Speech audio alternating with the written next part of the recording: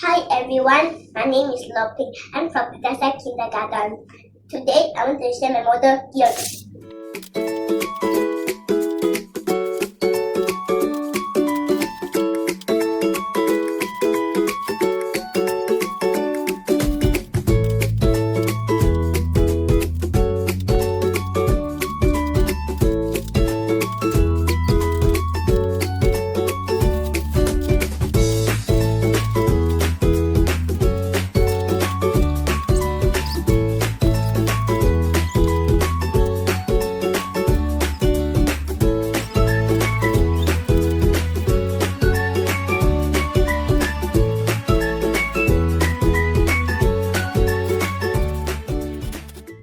The concept of the gears are two wheels attached to a shaft or axle. This is the red one, blue, and yellow in the back of the first gear.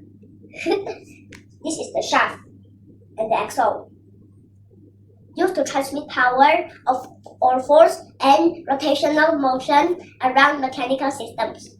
Gears work by having their teeth meshed with those of another gear, changing speed. Either increase or decrease speed, torque, or the direction as rotation as needed. When there are two or more machine gears, it is known as a gear train. This aid performs a gear train. With the relative size of the gears determining the mechanical advantage and the resulting speed of force, gears has some characteristics. 1. The teeth on the gears interlocking to prevent slipping. 2. The input gear is the driver gear. 3. The output gear is the driver gear. 4.